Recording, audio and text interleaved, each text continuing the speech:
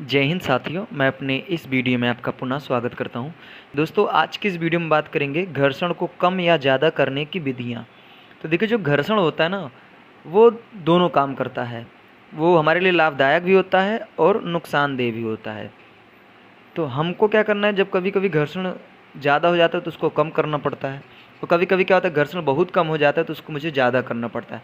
अर्थात घर्षण का एक लेवल होता है। अगर वो उस लेवल में रहता है तो हमारे लिए ज़्यादा नुकसानदायक नहीं होता है, लेकिन अगर लेवल से ज़्यादा या कम होता है तो फिर फ़ायदा भी कभी कभी कर देता है, कभी कभी नुकसान भी कर देता है। तो घर्षण की ये खासियत होती है। हालांकि जब शुरुआत में पढ़ाया जाता है तो ये बताया जाता है कि घर्षण हमेशा विरोध करता है, लेकिन मैं ये बताऊं आपको कि घर्षण जो होता है उससे लाभ भी है और उससे हानि भी है। तो इसका एक वीडियो मैंने बना रखा है कि लाभ और उससे क्या और हानि क्या है। तो वहाँ पे आप जाकर उसको देख सकते हैं, उससे क्या क्या लाभ है, क्या क्या हानि है। तो यहाँ पे आज हम लोग समझने वाले घर्षण को कैसे कम करेंगे, कैसे ज़्यादा करेंगे, इन विधियों को आज समझने का प्रयास करते हैं। तो आइए देखते हैं इसको हम। पहले हम लोग समझेंगे घर्षण कम करने की विधि। तो देखिए, घर्षण कम करने की क्या क्या विधि है। तो पहला नंबर हम लोग बात करेंगे पालिश द्वारा। दूसरे नंबर बात करेंगे स्नेहक द्वारा, और तीसरे नंबर बात करेंगे उचित सामग्री का प्रयोग करके। तो देखिए, पालिश द्वारा कैसे होता है। जैसे मान लो सपोज दैट कोई सतह है और वो बहुत ज़्यादा रफ टाइप का है, मतलब उबड़ खाबड़ है, समतल नहीं है। तो हम लोग क्या करते हैं, उसको एकदम समतल कर देते हैं। जब समतल कर देते हैं तो वो चीज़ें थोड़ा सा सही हो जाए। जैसे सपोज दैट मैं बात करूँ रोड की, तो जो रोड होती है, जब उस पर हम लोग गिट्टियाँ फेंक देते हैं तो जब उस पर बैलेट नहीं चला रहता है तो देखते हैं वो उबड़ खाबड़ रहता है, जिस पे चलना थोड़ा कठिन होता है, गाड़ी वाड़ी हम लेके गिर जाते हैं। लेकिन जब उसी पे हम लोग बैलेट चढ़ा देते हैं तो वो क्या होता है, चिपक जाता है, समतल हो जाता है। तो अर्थात कह सकते हैं उसको हमने पालिश कर दिया, चिकनाहट ला दी, मतलब एक कह सकते हैं कि एक लेवल में ला दिया उसको। जब लेवल में ला देते हैं तो घर्षण क्या होता है, सही हो जाता है, मेंटेन हो जाता है। तो वही है। तो घर्षण क्या हो गया, कम हो गया। अब पहले जब वो गिट्टे से हमने फेंक दिया था तो घर्षण बहुत ज़्यादा हो गया था, तो उसको हमने क्या किया, कम कर दिया पालिश के द्वारा। या फिर कोई सतह बहुत ज़्यादा मूर्छा टाइप का लग गया है तो उसको भी हम लोग क्या कर सकते हैं, रगड़ने से उसके अंदर चिकनाहट आएगी और थोड़ा सा घर्षण क्या हो जाएगा, कम हो जाएगा। तो पालिश द्वारा हम लोग घर्षण को कम कर सकते हैं। दूसरा नंबर हम लोग समझते हैं कि स्नेहक। देखिए, स्नेहक का मतलब यहाँ पे है तेल और ग्रीस से। जैसे नॉर्मली कोई मशीनें काफ़ी दिनों से रखी हुई है, या फिर सपोज दैट कोई साइकिल की बात करते हैं, काफ़ी दिनों से रखी हुई है, तो देखते हैं उसमें जंग लग जाता है। तो जंग लग जाने से उसको हम चलाते हैं तो बहुत ज़्यादा हमको कठिन महसूस होता है।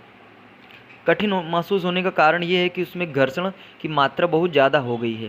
तो हम लोग क्या करते हैं, उसमें तेल पानी ग्रीस व्रीस दे देते हैं, तब जाकर उसमें घर्षण कम हो जाता है और आसानी से उसको हम चला सकते हैं। तो वही यहाँ पे स्नेहक।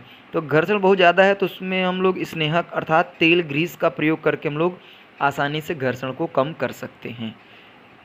नेक्स्ट बात आती है हम लोग और कैसे घर्षण को कम कर सकते हैं। तो उचित सामग्रियों का प्रयोग करके। जैसे नॉर्मली अगर हम बात करें कि जो वाहनें होती हैं उसमें रबर का ही टायर क्यों लगवाया जाता है, लोहे का लगवा सकते थे, प्लास्टिक का लगवा सकते थे। लेकिन कारण ये है कि जो लोहा और जो प्लास्टिक होता है, अगर ये लग जाएगा तो रोड से जब गाड़ियाँ चलेंगी तो घर्षण बहुत ज़्यादा हो जाएगा, जिस वजह से लॉसेस बहुत ज़्यादा होगी और हो सकता है कि हम लोग को बहुत ज़्यादा नुकसान झेलना पड़ सके।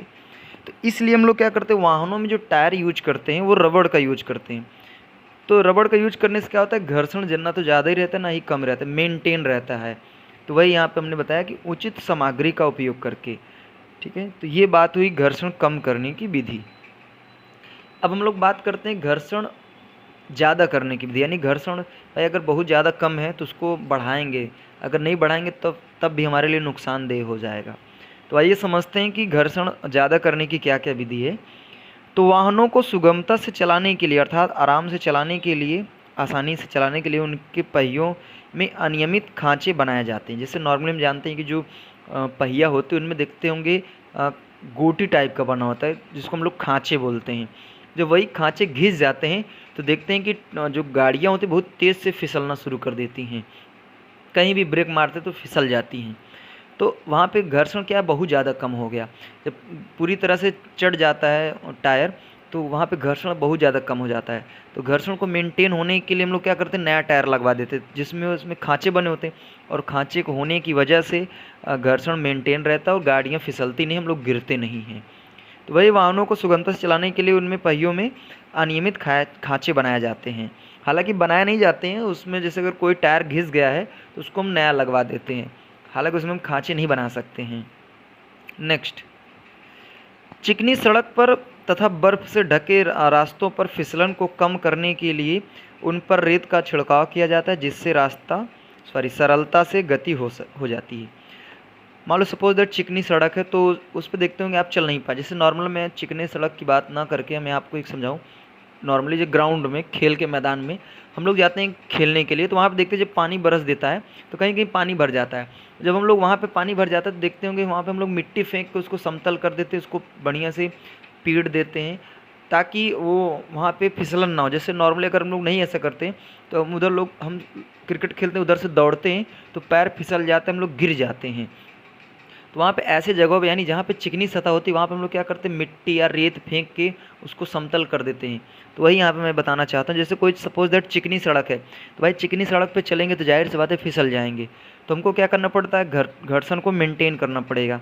तो चिकनी सड़क पर तथा बर्फ़ से ढके रास्तों पर फिसलन को कम करने के लिए हम लोग क्या करते हैं, उस पर रेत का छिड़काव कर देते हैं, जिसकी वजह से घर्षण कम हो जाता है, अर्थात घर्षण मेंटेन हो जाता है और आसानी से हम लोग उस पर चल पाते हैं।